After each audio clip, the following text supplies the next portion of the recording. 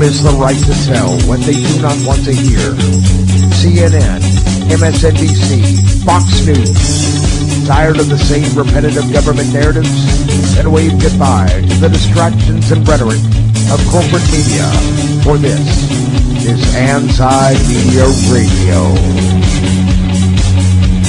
But I want to get the language right. The big government is in trouble. You're all a bunch of slaves!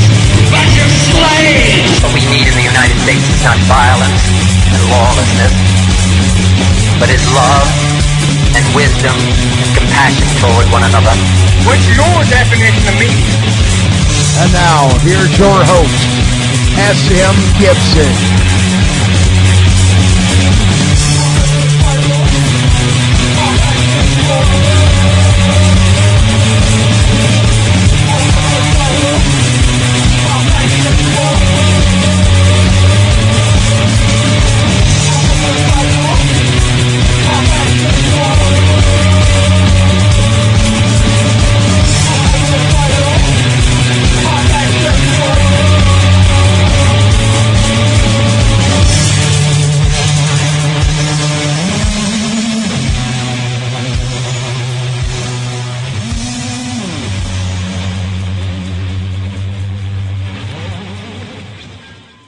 I know you're fed up. I know you're tired. I know you feel like giving up. But that's exactly what the establishment wants. Don't be fooled by what you're seeing on TV. Don't be fooled by what you're hearing on your radio. Look into life for yourself. Look into the reality of the situation. The media wants you to believe that Donald Trump and Bernie Sanders are the outsiders. Oh, they're gonna, they're not part of the establishment like those other politicians. Let me tell you something. They sold Barack Obama the exact same way. They sold George W. Bush the same way in 1999 and 2000. Do not be fooled.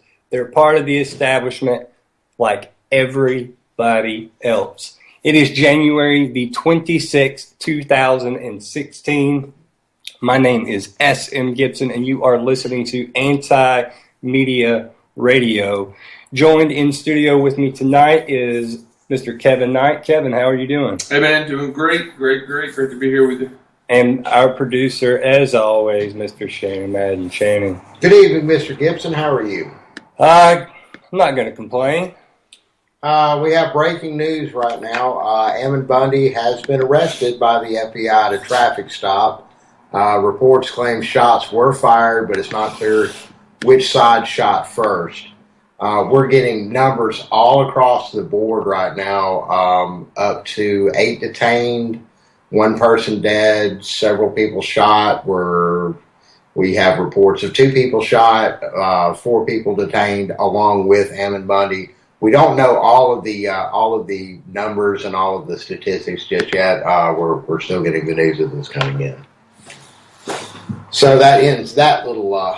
Do you think we'll get the truth from either side? No, of course not. Of course, they're both going to play the victim. I mean, really, we haven't gotten the truth from either side anyways, as far as why Ammon Bundy was there in the first place. Of course, we know the supposed story. Kevin and myself were talking about it earlier before the show. As far as the ramifications of why they were there, why the government let it last this long, because, of course, they were not going to let it last forever. The government never lets it last forever, not when they've already staked their claim on some land that, whether it belongs to them or not, it belongs to them now. And it's, it's the ego. It kind of reminds me of Donald Trump dropping out of the Fox debate. Speaking of ego. Yeah, it's just, I mentioned this earlier, but it's just Donald Trump flexing. He's flexing his ego. And, we'll see if he's exposed, if he's embarrassed when he takes his shirt off. But he's definitely not scared. I mean, his candidacy has been unprecedented. I don't think we've ever seen a politician this brazenly just screw you guys. it's going to be my way or the highway. That's how you fool and deceive people, though. So much so. And look, bear in mind, this whole thing's a puppet show anyways. At the end of the day, the establishment is going to get who the establishment wants to get. We've seen that happen time and time and time again. And, okay, well, if he gets in office, well, then, things happen to people that get in office sometimes. That's it. But they make sure that doesn't even happen anymore. Well, do they? Between the media, I mean, did anybody really expect and the finance Trump to throw his middle fingers up at not only his handlers with the GOP and Fox News, which he has to? And let's put it in terms like this too. Let's you say something like this is a hand-picked candidate or whatever, and that sounds so conspiracy driven, I guess. But if you're not hand-selected, you're not raising $1 billion, which is needed in today's society to run for president. Mm-hmm. So you're getting hand-selected candidates because no one else is raising that money. And maybe that's where Trump has imposed his will because he doesn't need to raise it. Well, he's not a politician either, So I'm not surprised one bit that. Well, I guess I take that back. I am a little bit surprised, but at the same time, I'm not. To see that he's completely just raked over everybody completely. I'm going to go to the phone lines now. Area code 469. Welcome to Anti-Media Radio. This is your host, S.M. Gibson. Tell us your name and where you're calling from this evening. Maurice Thomas calling from Dallas, Texas. Maurice from Dallas. How you doing? Hey. Doing well. What's on your mind this evening? Honestly, nothing. I just, I've seen you guys post this on Facebook before about listen now, and I never really thought about it. I just kind of always breezed right past it anytime I saw it. But I didn't realize you guys had a radio show to call into. So I was listening to talk radio on a couple of their stations. So I figured I'd just call in to see what was going on. Yeah, right now we're sitting here talking about Donald Trump and the state of the United States. While we're at this position where we would vote for a clown like this. Position, yeah, bent over the desk. That's what position we're in. That's awesome that you found us that way and that decided to give us a ring. Well, no, actually, I've been following you guys on Facebook for probably about 6 months now, but I just, anytime I've ever seen this post, I just, subliminally just like, Oh, we understand that. We understand completely. We all do the same in other various pages too, man. So just glad you actually decided to tune in and give us a ring, especially have new listeners all the time, but very rarely have first-time callers that just tune in. So yeah, thank you so much, Maurice, and thank you for listening, for calling in tonight. Oh, so how do I listen to the show? Was I not supposed to call? Oh, you're fine. You can listen every Monday through Friday at UCY.TV. UCY.TV /TAMR. And it is 11 o'clock Eastern, 8 p.m. Pacific. And when you do see when the anti-media makes the post and says that we're going live now, there's a link actually included in there, so you can also use that to find the show. That's it. So on to more pressing issues, the situation in Oregon. Where do you think this is going to go, Kevin? What do you think this will turn into? Sounds like it already went. Right, yeah. I can imagine with the Bundys gone already, seemingly at this point, and one person killed, I can imagine this is going to cause a lot of their followers, or at least those present, to probably really second to guess whether or not they want to continue. Do you think, though, this will gain insurgency around the country? Ruby Ridge, Waco on a lesser extent? No, I don't. I really don't. And I think, if the Bundys had actually been killed themselves, it might strike a little more people, maybe a little more upset. But I'm not. I don't really think that we're going to see that. Don't at all. I hope we don't see that, to be honest with you. Hopefully we don't. I completely agree on that. But at the same time, what point do we draw the line in the sand with the government? when are we going to stop being pushed around? So I think this is a situation where both sides, you can kind of see the faults on both sides.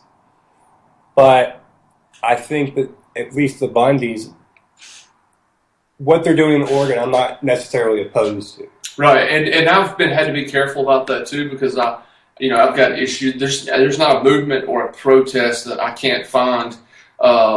Generally, anyways, at least a point or two that I agree with. And of course, I've got some issues with some of the stuff going on with the Oregon situation that I disagree with. But I do feel like, to be honest with you, despite the presence of firearms, that this was, a lot of people may disagree with this, but it was a much more of a peaceful protest than what we've seen at different events around the country in the past. So, been interesting anyways, following, regardless. Is it more of a news story, or do you think it's a changing atmosphere in the country?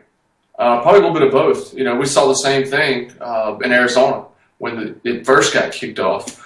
And we're seeing it from different groups of people. And I think that same anger is being channeled through a candidate like Donald Trump.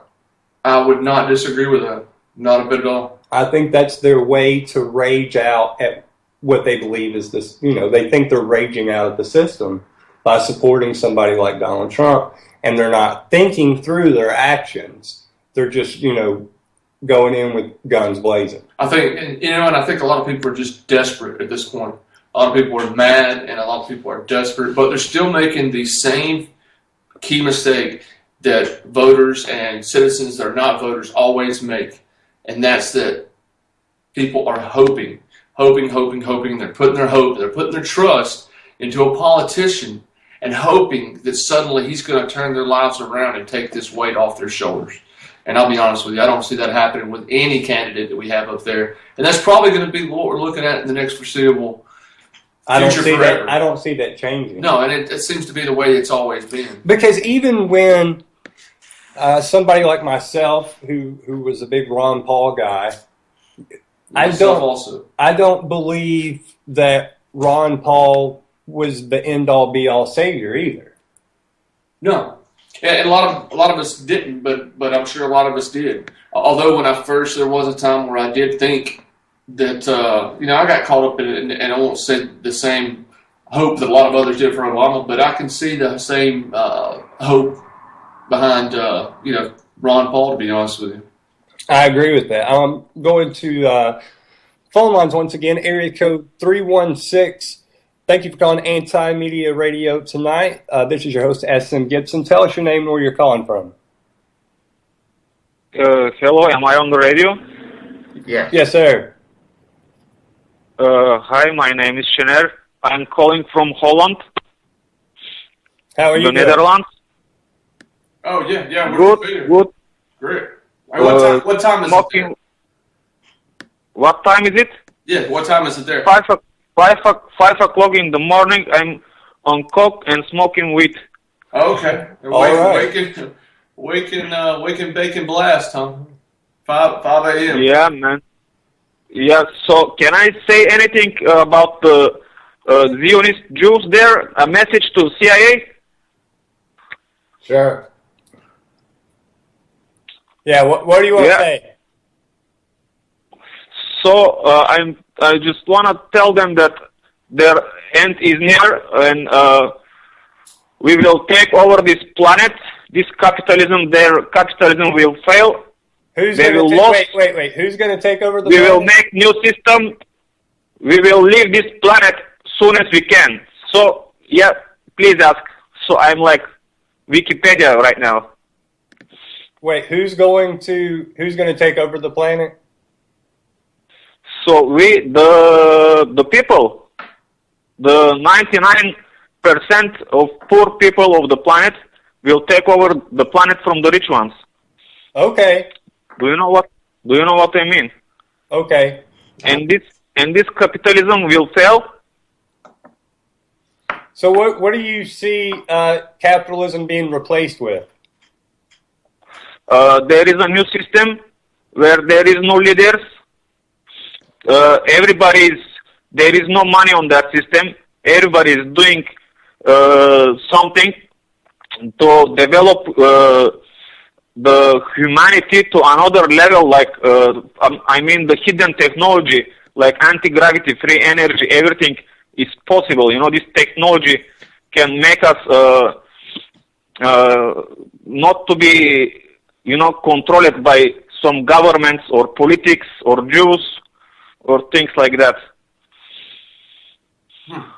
Well, I mean, that's it's definitely a utopian vision for. Except for the Jew part. Wow. Yeah, I don't agree with that part at all. There is logic. There is logic, right? People are people. Because you have to remember, people are people. We're all people. Yeah, but there is people that they don't want to live on this planet anymore. So there is like 50 types of aliens. I would like to meet the aliens. I would like to live a couple of years in another intelligent planets with another intelligent creatures, you know? Who wouldn't?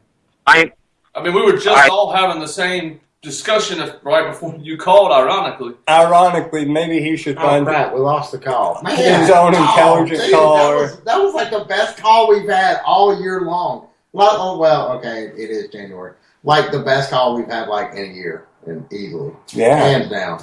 Better than any Chris Kyle call we've ever had. Since I started screaming at that person. That's awesome, man. Seriously.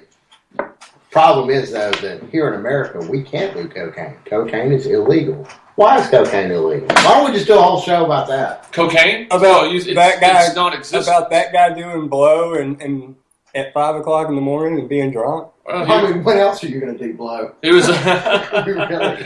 Yeah, I doubt he was just actually starting his morning out like that. He's been up all night. Yeah, something tells me that he didn't wake up to that. I think that's a prank, but I'm keeping my finger crossed, hoping that it's not. Hopefully. I thought it was, but the longer he spoke, the longer... Yeah, the longer he spoke, the more sense he was starting to make. Oh, right.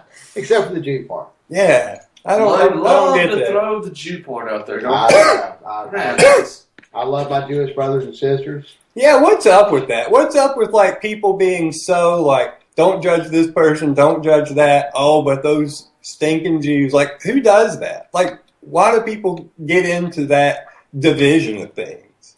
Well, I mean, being a white guy, I'm the blame for some stuff. Sometimes. Obviously. Yeah.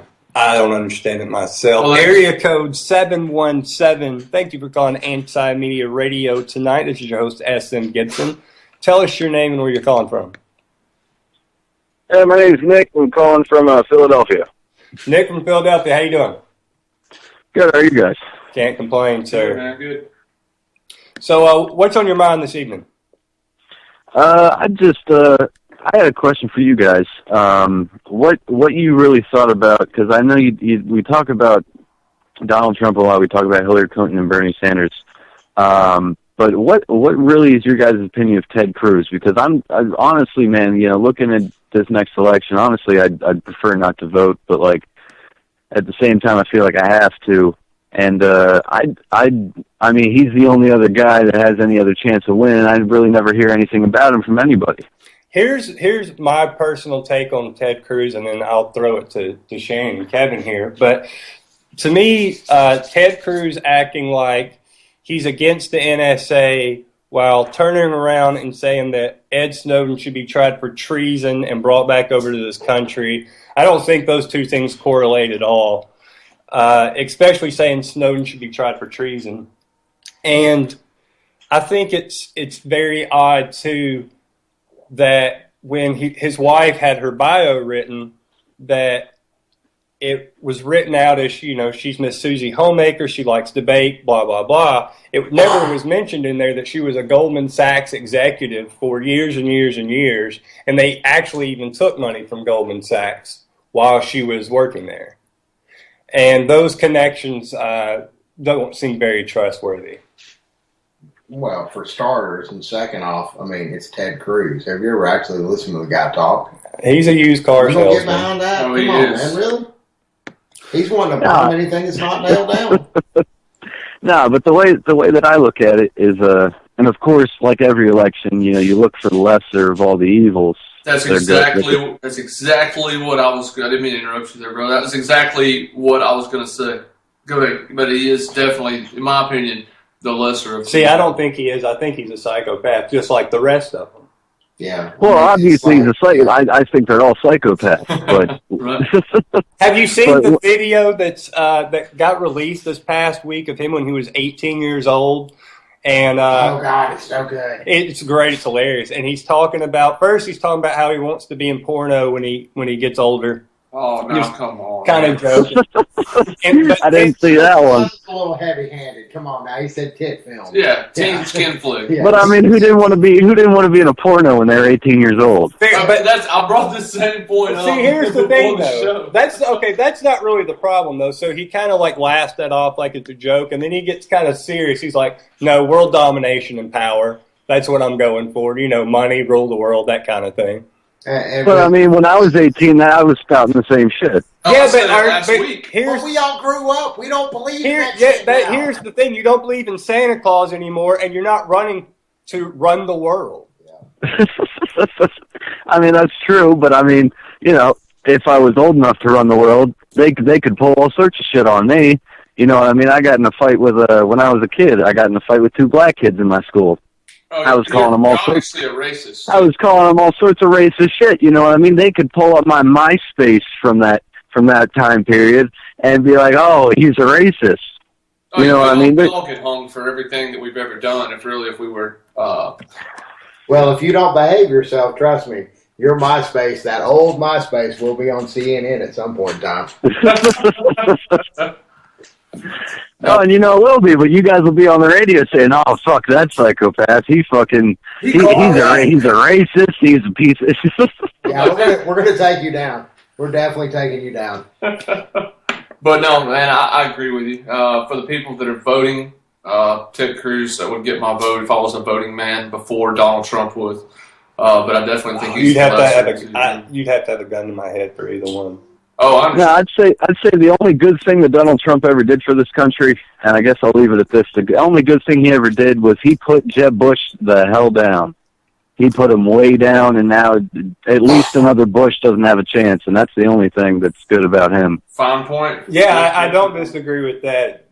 I'm excited that there won't be a Jeb Bush presidency, but he also, like we mentioned earlier, he gave the finger to Fox News and let Fox News broke up a little bit of their and to show they do have a little bit of a weakness. We'll see if it works. If it doesn't work and people still watch it, it's going to hurt him because he's not going to look as strong as he likes to portray. Oh, people are still going to watch. I'm sure. If the ratings tank, he is going to gloat. He can pay cash money for a 30-second spot dead smack in the middle of those debates and say whatever the hell he wants to for 30 seconds. Unrefuted, nobody will say anything about it. Nobody can counterpoint or this, that, and the other. Say whatever he wants to. Throw up both middle fingers, Trump or president, at the bottom of it. It'll be the best money he'll ever spend in this whole campaign. If he does that, that's my. Well, he says he's going to hold his. He says he's going to hold his own event during the debate. Why not? Yeah, sounds original, doesn't it? No, I mean. It's a power move on him, and that's what a lot of people.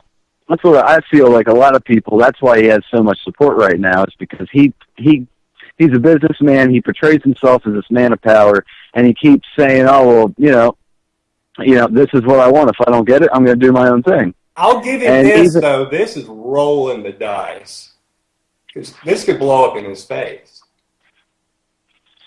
Yeah, and I mean, I think what this is. You just said that with a straight face. You think after all of the things he said and all the things he's done on the campaign trail up to this point, that this little mishap with Fox News is going to catapult his ratings even further, baby? Come on. Listen. This man can do no harm. He could go up on stage right now and squeeze a kitten by its head until it pops, and his ratings would continue to tick up. He said his own words were the other day, I could shoot somebody in the face on Fifth Avenue and my ratings would go up. And he'd make some money out of it somehow. No, I saw that one, yeah. No, but it's true because anything he does, because that to me was just another, it's more symbolic of the power that he has. Everything that he says and everything that he does, he just keeps making these power plays. You know what I mean? That's what he doesn't have wax wings though, and he flies too close to the sun one too many times. No, the thing kind of aggravates me is because I'm more. I would consider myself more left wing socially and right wing economically, and unfortunately, there's nobody that really gets that anymore. I liked Ron Paul for a little bit, just because he was for what I was for, which was for the war on drugs and that things that that I kind of really focus on that are important to me, things that I kind of get. But the real big thing was that he was against war. Like, get the fuck out of other countries, just focus on us, because we're going downhill a little bit more. We keep having to raise taxes in order to deal with all these social programs. I live in Philadelphia. I'm looking out my back porch right now smoking a cigarette, and all I see behind me is rows and rows and rows of Section 8 housing. None of these guys work. I know, because I've lived here for 3 years now. I know just about everybody in this little 4-block radius. None of them work. Have you considered looking into the Libertarian Party? Yeah, no. If I had to pick a party, yeah, I'd say that's it. But I can't say that I necessarily agree with everything they say either. Well, and that's the thing with me about the Libertarian Party. I'm a member of the Libertarian National and Libertarian Party of Alabama, and ran for office in my local county as Libertarian. And I didn't know that. A politician on the show, you're about to get punched. You're about to get punched. I told for you. sure. Out here, we were infiltrated. For sure. It's over. But that's a whole political. I'll vote for you for sheriff in a heartbeat. That's another story for another day. That's the good thing about the Libertarian Party. You don't have to subscribe to every plank of the Libertarian Party. The biggest thing, the gist of it is... It doesn't matter because they don't win anyway. Right. Well, I'll be honest with you, not on the national stage. But but your candidate's not going to win the Republican or Democrat race either. No. So, we're not about this silly party, but on the local scene, we've actually got a lot of Libertarians running for candidates, running for various positions, and we had making some good moves. But, yeah, man, as long as you're down with the NAP, the non-aggression principle, which you'd like to assume most rational people are, that's all. You don't have to sign your name in blood or anything, man. So I'd recommend at least looking up your Philly Libertarian Party. But you don't have to even be a Libertarian Party member to be a Libertarian. So there's other groups out there, man. So you're not alone with being feeling like you have to choose between Republicans and Democrats, and nobody really does it for you. See, I just subscribe to I'm a human being. I don't want to be messed with, so I'm not going to mess with anybody else. The end. Yeah, but I mean, the way I look at taxes, even because I'm against taxes altogether, to be honest with you. Yeah, I understand. I wouldn't go to my neighbor, and like my parents probably make together like $150,000-$200,000 a year. They're pretty well off. You know what I mean? My mom has worked 2 jobs. She was eligible for Social Security when she was in her 30s because she worked 2 jobs since she was like 15 or 16 the whole damn time. And my parents, they worked their fucking asses off. You know what I mean? And they had what they had, and they gave what they could to me. But that's something, my mom's first generation. Her parents were born in another country. They came over here. She's first generation in this country. Her parents didn't speak English. Her mom didn't work. There were 8 people living in her house. They had a tiny little house out here in Philadelphia, and they never went on any social programs. They never did any of that shit. Her dad was the only one working. It was her dad, her grandmother, her mom, and her 6 brothers and sisters, and all brothers actually. And they didn't need a social program. They didn't need any of that. You know what I mean? And she came out all right. She worked 2 jobs. She saved up for college. But that's the difference of where our economy was then and where our economy is now. You get the government involved in all these things. These are things I learned in college over at Temple.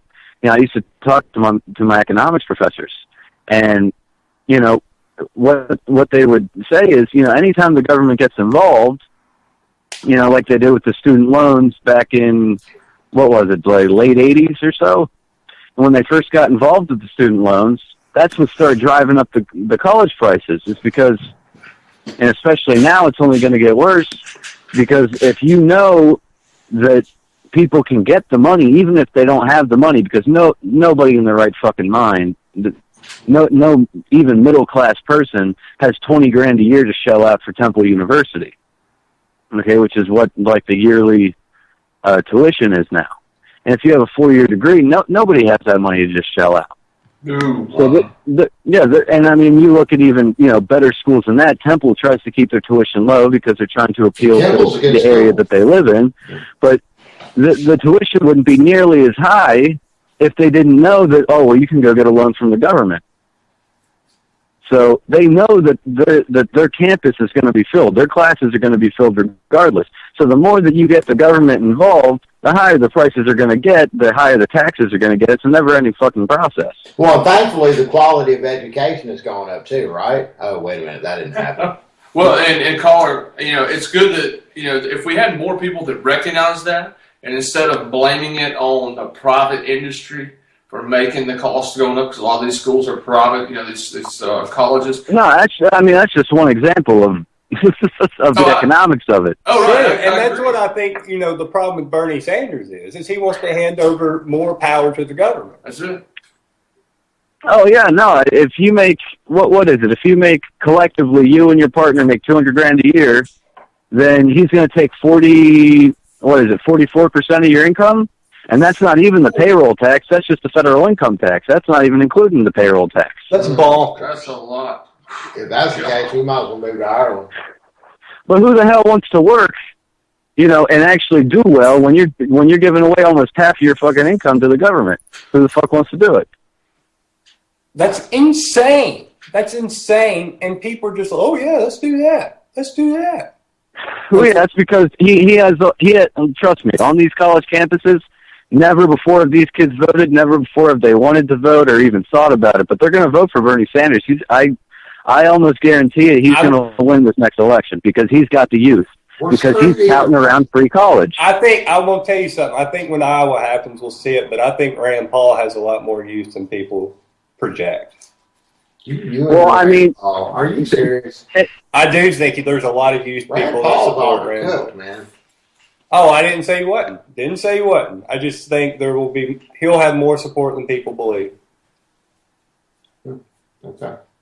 Well, I mean, Rand Paul, if he actually had a horse in the race, he would be my vote. And I agree. And I understand completely I've got a lot of friends, and I understand the concept of not voting, of the libertarian anarchist that's against voting completely.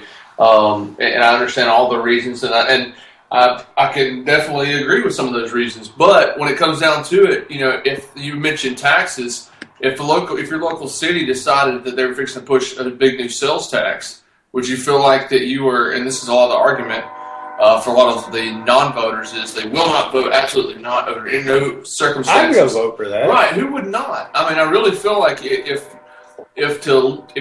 your goal is to limit oppression and on yourself and to others, then if that's the duty that you feel called to, I feel like then that is one way in which you need to vote. That's different than putting your faith in a person, though. That's different than putting your faith in a person. Oh, right. And I don't think anybody. I don't think you can put any faith in any. I mean, I'm against that entirely. No matter who it is, you can't actually put your faith in a person. Right. You can trust a person if you know them personally, and maybe if you build a relationship over the course of many, many years, or depending on how that relationship unfolds, maybe you can find a person or two in your life that you can put your faith in. You can't put your faith in somebody just based on what you see on television. That's just fucking ridiculous. My last sentiment of the night, though. People every day. Oh yeah, because that's just the way things have become. We're so attached to our smartphones and everything else. That's all you see, and it gets fed into you every single day. My last sentiment, though, is when it comes to taxes, which is really the biggest thing for me, because I know that a lot of these taxes and special interest groups and all that, there's trillions of dollars in taxes, and yet somehow Social Security and all that's running out. It's just not possible unless there's dirty money rolling around, which is why I like the thing that Ted Cruz is doing, which is just 10%. Everybody, no matter who you are, it doesn't matter, 10%. because what that's going to do is either it's going to bankrupt us or they're going to have to cut the bullshit out. Is that similar plan to what's this Herman Cain's 999, the non across the board? I tell you what, before I forget real quick, I just want to throw this in. Another thing about Ted Cruz to remember is that he shares the same foreign policy consulting firm as Marco Rubio and Hillary Clinton. Kissinger. Yeah, and I understand that. And I mean, for me, I'm a younger guy still.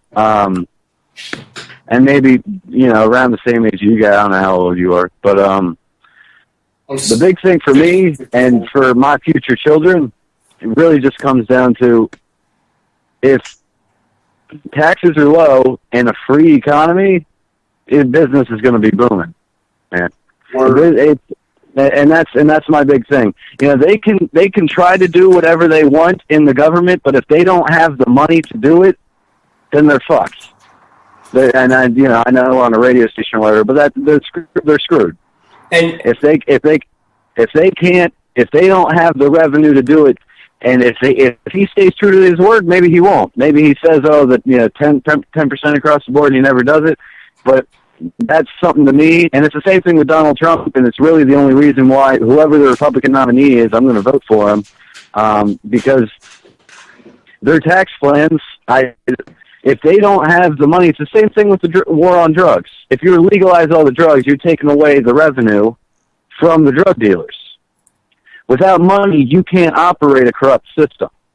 So by limiting all that tax money, and you just limit it down to 10%, you force them to actually use it efficiently. Starve the beast, baby. Yeah, and that's my only thing. That's why this election doesn't matter who it is, Ted Cruz or Donald Trump. I gotta vote for him. Think about this though: how much money would we bring back into the economy, and the economy would boom if you brought all the troops back to the United States? Oh my God! No, that's not even a question. But the thing is that if you're only taking 10% of everybody, you got to bring the troops back because you don't have the money to fund these fucking wars. Well, I can tell you, I do not believe right now for a second that Ted Cruz is going to have any intention of bringing the first troop home. Oh no! No, not at first. But the one thing about Ronald Reagan is that it was however long, it was a few hours after he was inaugurated or after he won the election or whatever, a few hours, few days, something like that. The Ayatollah, he didn't have to do anything. He didn't make any deals. Troops that were sent there for 444 days they sent them back. They sent them back because they thought that he was gonna blow the shit out of them. A lot of that though was a politics and to make Jimmy Carter look bad. Well, yeah, but who the hell liked Jimmy Carter with those gas prices? Well, that's true. But I tell you what, thank you so much for calling in tonight, and thank you for listening. And call back again. Hey man, sure will, man. Hey man, that's a great call. Yeah, great caller, well informed, and just a rational dude. I can't see myself going to the polls to vote for a candidate just to vote, but that's me personally. I get the reasons. I just don't think it's going to change anything. I don't disagree, and I always remember that the Electoral College is a joke. Well, right, and they pick the president. So on an individual level, and every time I say this, I hear my grandmother whispered in my ear, but if we all did that, then now you know. But it's not true. I agree. Alabama will carry the Republican nominee. 100%. California will carry the Democratic nominee, no matter what. You can go vote for a unicorn. You can go vote for Bear Bryant. You can go vote for Ted Cruz. It doesn't matter. Your vote's going to who they say. Let me ask you: would you prefer the without jumping 10 steps ahead? Because I know we could both probably go that same way. Would you prefer a Hillary Clinton over a Trump? No. Or about a Bernie over a Trump? It depends how I look at it. If I look at it, I feel like Bernie will bankrupt us pretty fast. Bernie's been at this for a while, and he's been dedicated. I don't think he's subject to change. There are things he says, of course, that I don't disagree with. I just think, like Obama, none of it's going to happen. The actual prescription for it is a lot of times. It'll get clogged up in the machine in Capitol Hill. Like the caller said too, though, if he does raise taxes, that's huge. That's going to. And then suddenly we're stuck. He's going to wreck the economy. So we're suddenly stuck with the president for change, which now is, I guess, Bernie Sanders, or the candidate for change. And we're stuck with this guy who has no change. So then we just have the guy. Kind of like what we got now. Yeah. But he wants to change things a lot more drastically than Obama did. Obama did change things drastically. He did. Fourth Amendment's gone. It was going whatever. Well, that was starting under whatever Bush. shreds of it was there under the Patriot Act was completely demolished. See, here's the thing for me though: it's when a candidate says, like Obama was like, I'm not going to bomb anybody, I'm going to end the war, I'm going to close Guantanamo, I'm going to do all these great, wonderful things, I'm going to label GMOs, whatever. Guess what? None of that happened. Not one bit of it. Still in Afghanistan. We still got troops on the ground in Iraq. They call them a different name. We don't know what it is exactly. So, nothing changed. Not one thing. Why not vote for Trump, pull the plug, and see where we go? I say we vote for Vermin Supreme. Get a free pony.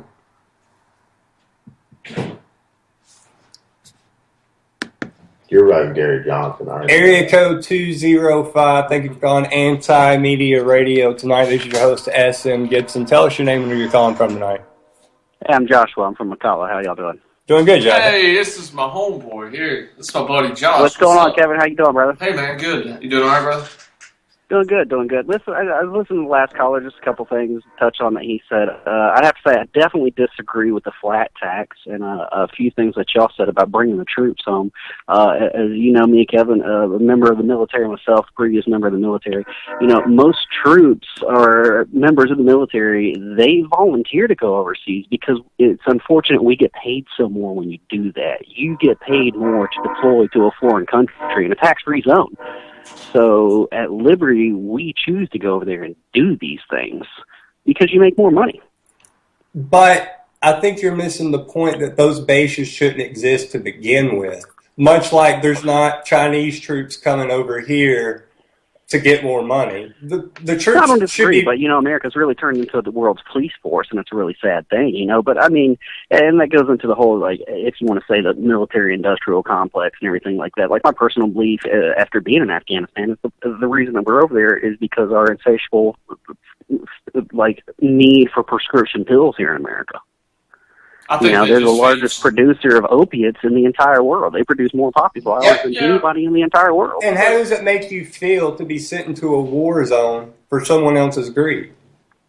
I mean, that's what it is, but the American people were too cowardly to stand up and actually do anything about it. Well, at the same time, I think the pharmaceutical companies, as industry as a whole, as much influence as they do have, I don't think they have the influence that some of the other industries would have. But I think that's probably just a side. Why not? Let's look at it. I went to Iraq. What do we actually do in Iraq besides go over there and get oil? Right, but what I mean, but I have a hard time believing that it's such that the pharmaceutical companies are the chief financial beneficiaries of this. And that there's a difference.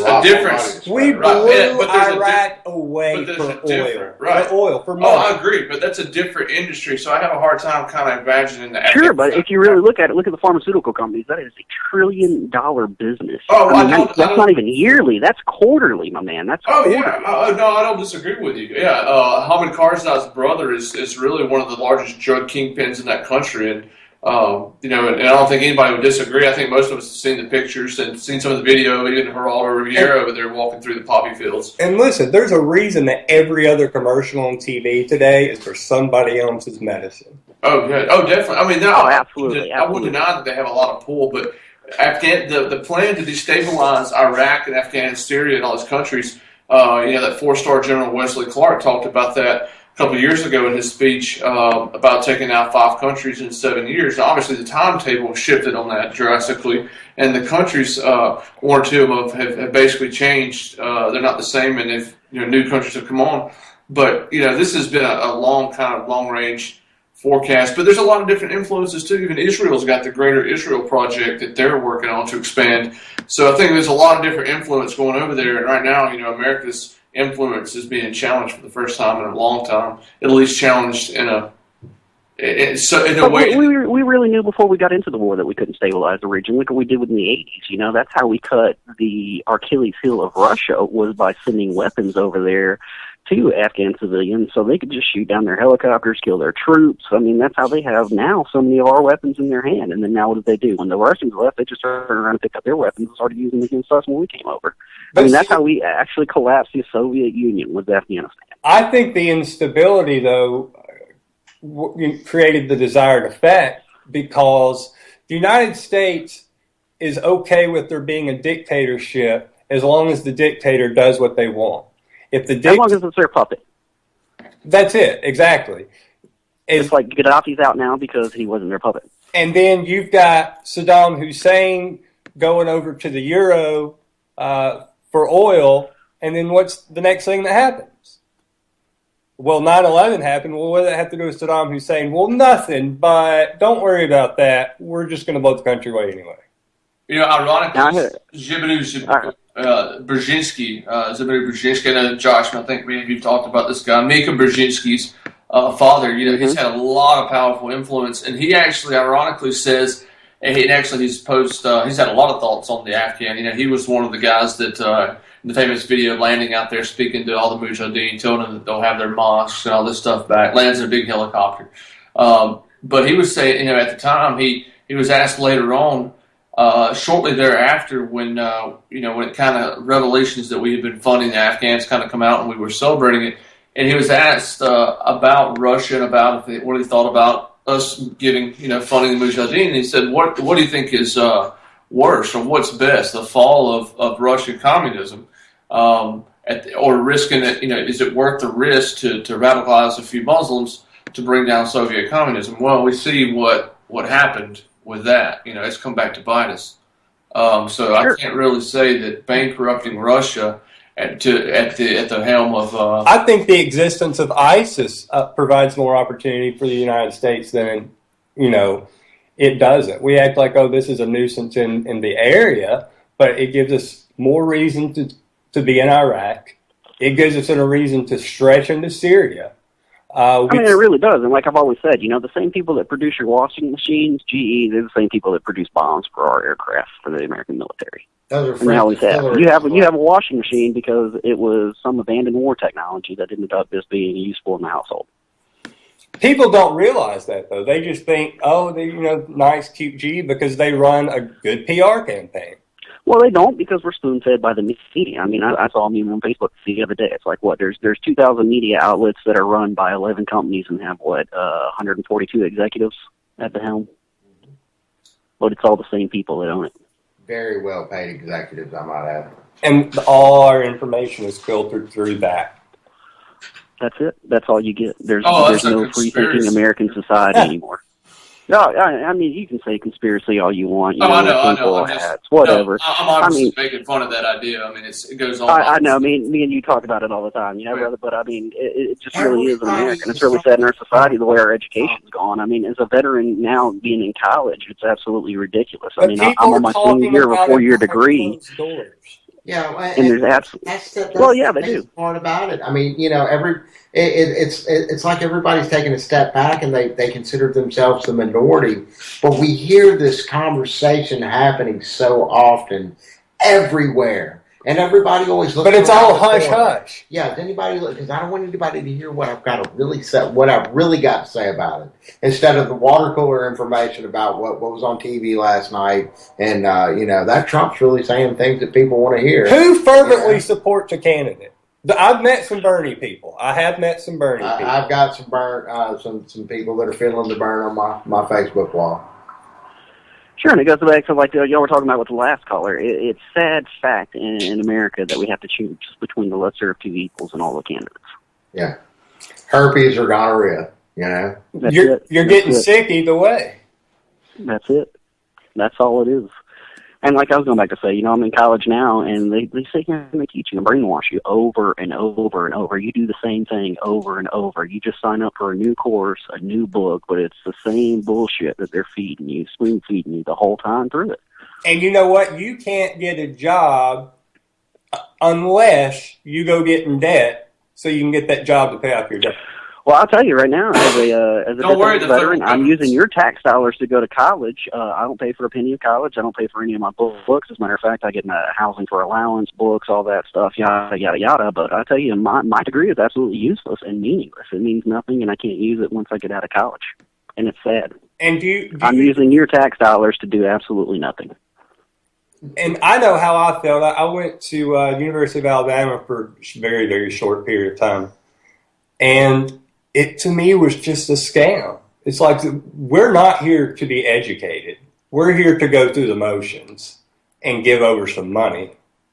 That's all it is. That's all it is. And like, I'm going to school to be a helicopter pilot. Like, the maximum requirement to be a helicopter pilot is a GED. That's all you need. But I need 1,500 hours in a helicopter and 500 turbine time. And my degree is absolutely useless except for about 4 or 5 jobs in America. Listen, Josh, is that do you need a GED to enter helicopter school? No, you need a GED to be a helicopter pilot. That's it. But you don't have to have a license or anything like that? Yeah, you have to go through the process of getting all your licensure, but that's it. Your maximum education requirement to work for most companies is a general education diploma, not even a high school diploma. Gotcha.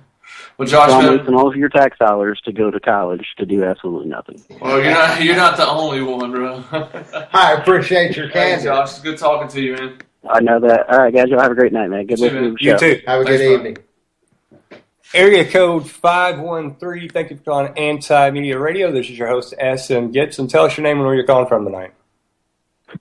My name is Omar. I'm calling from Charlotte, North Carolina. Omar from Charlotte. How you doing tonight? I'm doing well. How about yourself? Can't complain, sir. Tell us what's on your mind this evening. Nothing pretty much. I was just seeing the ad on Facebook that you guys were online, and I was just basically just trying to see what you guys are talking about, but I'll just add my 2 cents. I just feel like us as Americans need to try to come together, but it's not looking too good for 2016. I think the agenda is set in stone once Obama gets out of here for a lot of stuff is already going on, but I think the crap is going to hit the fan even harder. I mean, with the situations that's been going on, it's just like, I'm just a lost words, and I'm just trying to prepare myself. And that's basically it, man. So who do you see right now? Who's your candidate?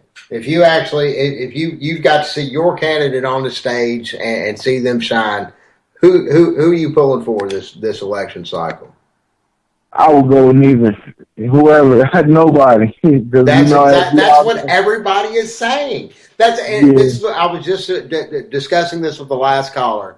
Everybody has been saying, I don't know who to vote for. There's nobody to vote for. Do I need to vote? I feel like I'm supposed to vote, but should I vote?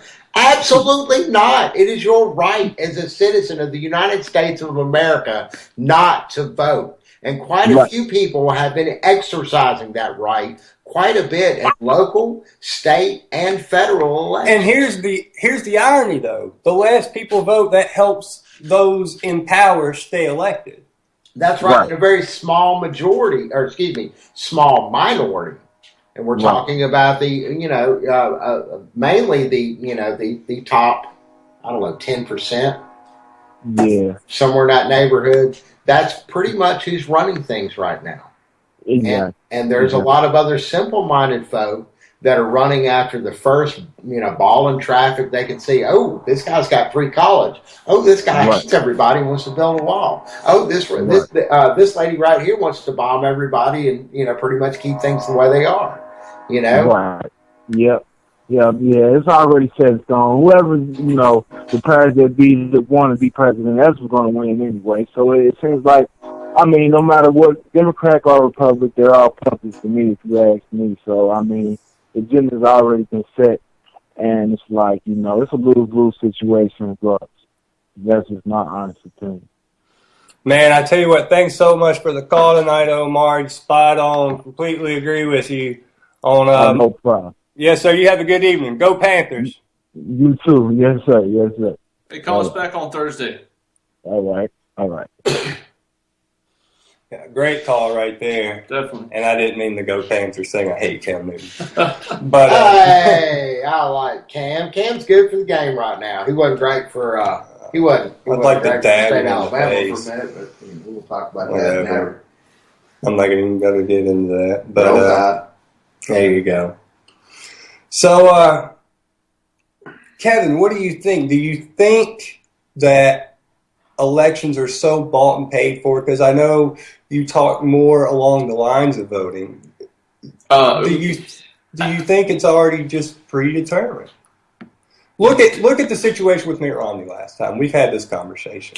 Dr. Carol Quigley, one of Bill Clinton's mentors, wrote Tragedy and Hope back in the 30s.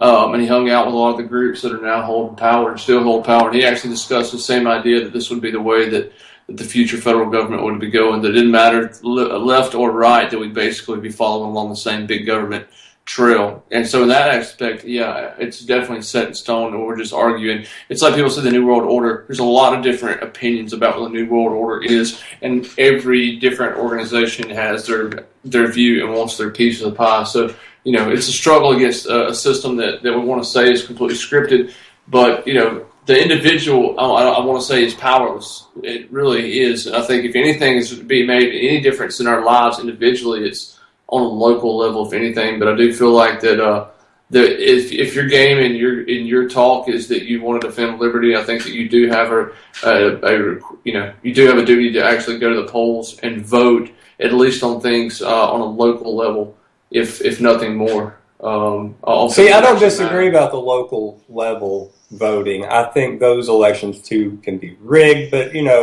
I don't think that's who knows? Maybe it is as a common. Oh, I'm sure in a lot of places it is. I'm sure, but I see more point in that than I do see voting in something where someone like GE or these pharmaceutical companies have a huge interest at stake. They're going to make sure their guy gets in office one way or another. If GE has their druthers, it'll be Hillary Clinton. They've been the best of friends for a very, very long time. There's too much power. There's too much money on the line for all these people that have a stake in what happens to go, we'll just hand it over to fate and let's hope our guy gets in there. If fate, you mean Donald Trump? So that's not happening. We're not just getting, Mr. Smith goes to Washington. It's not going to happen in this day and age. It's unfortunate, but that's the world we live in. So it's to me, it's not these men in dark rooms. It's out in the open. It's right in front of us. It's been hijacked. For a long time. Even Benjamin Franklin, I can't remember if it was actually Thomas Jefferson wrote a letter to one of his friends, pen pals, and actually said that they understood at that point that the revolution had been lost. That basically they fought the revolution and the revolution had been over. It's been a long time coming. So time for a reset at some point. I think you said it, Kevin. Thank you so much for joining us tonight. I am your host, S.M. Gibson. Kevin. Later, Gator. Shannon. Peace out, y'all. We'll be back on Thursday. Anti-Media Radio out. Peace.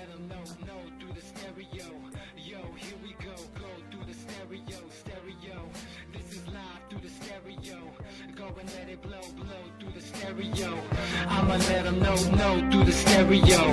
Yo, here we go through the stereo.